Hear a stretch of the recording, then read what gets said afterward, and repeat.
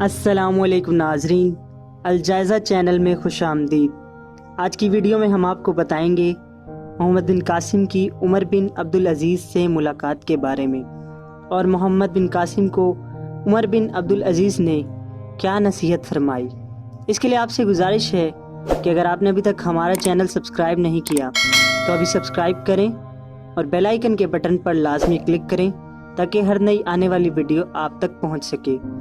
Video پسند آئے تو لائک ضرور کریں اور اپنی قیمتی رائے کا اظہار لازمی کریں۔ ناظرین، رات کے تیسرے پہر میں محمد بن قاسم دمشق کی جامع مسجد میں نماز تہجد ادا کرنے کے بعد ہاتھ اٹھا کر انتہائی عاجزی کے ساتھ یہ دعا کر رہا تھا: یا رب العالمین، میرے کندھوں پر بھاری ذمہ داری عائد ہو گئی ہے، اس کو پورا کرنے کی توفیق عطا فرما۔ میدان حشر میں میری نظریں رسول اللہ صلی اللہ علیہ وآلہ وسلم کے سامنے شرمسار نہ ہوں۔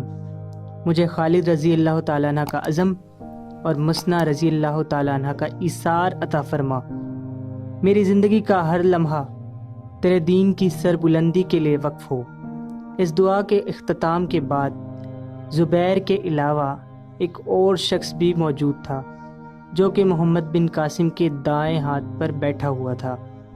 آمین کے بعد دونوں اس کی طرف دیکھنے لگے۔ اس کے سادہ لباس، نورانی صورت میں غیر معمولی جاذبیت تھی۔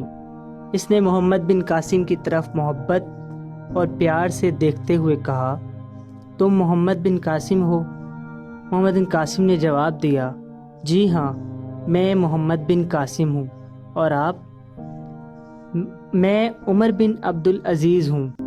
محمد بن قاسم عمر بن عبدالعزیز کی بزرگی اور پاکیزگی سے متعلق بہت کچھ سن چکا تھا۔ اس نے عقیدت مندانہ نگاہوں سے دیکھتے ہوئے کہا: آپ میرے لیے دعا کریں۔ عمر بن عبدالعزیز نے فرمایا: خدا تمہارے نیک ارادے پورے کرے۔ محمد بن قاسم نے کہا: ایک مدت سے میرا ارادہ تھا کہ میں آپ کی زیارت کروں، اور آج آپ سے ملاقات کو تائید ہو گئی۔ آپ مجھے کوئی نصیحت فرمائیے۔ عمر بن عبدالعزیز نے کہا: میں تمہیں صرف یہ بتانا چاہتا ہوں کہ تمہارے جیسے بہادر اور ہونہار سپہ سالار کی قیادت میں انشاءاللہ دشمن کے خلاف تلوار کی مہم جلد ختم ہو جائے گی۔ لیکن اگر تم سندھ میں جہاد کا صحیح جذبہ لے کر جا رہے ہو تو تمہیں وہاں اپنے اخلاق اور کردار سے یہ ثابت کرنا ہوگا کہ تم سندھ کے لوگوں کو غلام بنانے کے لیے نہیں، بلکہ انہیں نظام باطل کی زنجیروں سے آزاد کر کے سلامتی کا راستہ دکھانے کے لیے آئے ہو۔ تم کو انہیں یہ بتانا ہوگا کہ دائرہ توحید میں قدم رکھنے والا ہر انسان دنیا کی غلامی سے آزاد ہو سکتا ہے۔ تم ایک ایسے ملک میں جا رہے ہو جس میں نیچ ذات کے لوگ اپنے اوپر اونچی ذات والوں کے جبر و اختیار کا پیدائشی حق تسلیم کرتے ہیں۔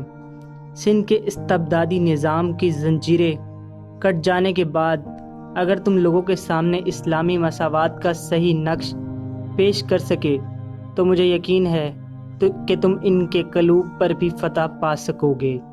جو آج تمہارے دشمن ہیں وہ کل تمہارے دوست ہو جائیں گے۔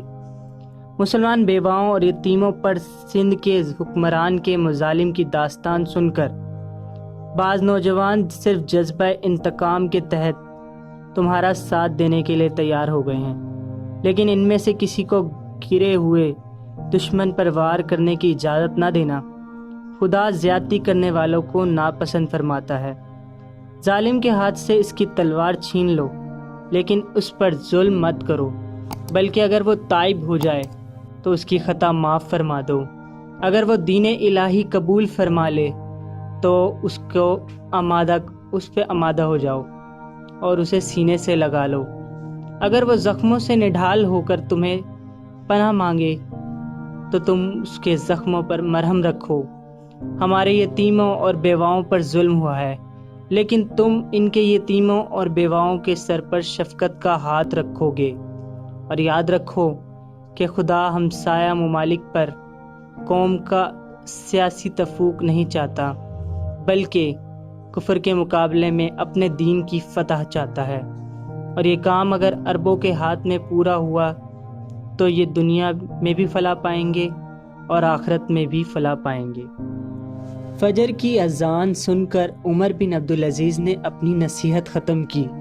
نماز کے بعد محمد بن قاسم نے ان سے رخصت ہوتے ہوئے کہا، مجھے یہاں سے روانہ ہونے میں 5 دن اور لگ جائیں گے۔ اس عرصے میں آپ کے علم و فضل سے اور زیادہ مستفید ہونا اپنی خوش بختی خیال کروں گا، لیکن مسئلہ یہ ہے دن کا بیشتر حصہ مجھے نئے سپاہیوں کی تربیت دینے میں صرف کرنا پڑے گا۔ اگر آپ کو تکلیف نہ ہو تو میں رات کے کسی حصے میں آپ کی خدمت میں حاضر ہو جاؤں؟ عمر بن عبدالعزیز رحمۃ اللہ علیہ نے جواب دیا، تم جس وقت چاہو اس وقت آ سکتے ہو، میں بھی 10 دن میں مدینے روانہ ہو جاؤں گا۔ محمد بن قاسم نے عمر بن عبدالعزیز سے رخصت لے کر مسجد سے باہر چلا گیا، اور مسجد کے باہر نوجوانوں کی لمبی قطاریں لگی ہوئی تھیں۔ محمد بن قاسم نے انہیں اشارہ دیا کہ تم سب میدان کی طرف چلے جاؤ، میں تھوڑی دیر تک وہاں پہنچ رہا ہوں۔ نوجوان جذبہ جہاد کے ساتھ میدان کی طرف روانہ ہو گئے۔ ناظرین، محمد بن قاسم اور زبیر بھی تھوڑی دیر بعد میدان میں پہنچ گئے۔ محمد بن قاسم اور زبیر نے نوجوانوں کو مختلف مشقیں کروانا شروع کر دیں، اور یوں محنت کے ساتھ پورے 5 دن تک لگاتار یہ لوگ کوششیں کرتے رہے اور مشقیں کرتے رہے۔ ان کو جنگوں کے بنیادی طور طریقے سکھائے گئے۔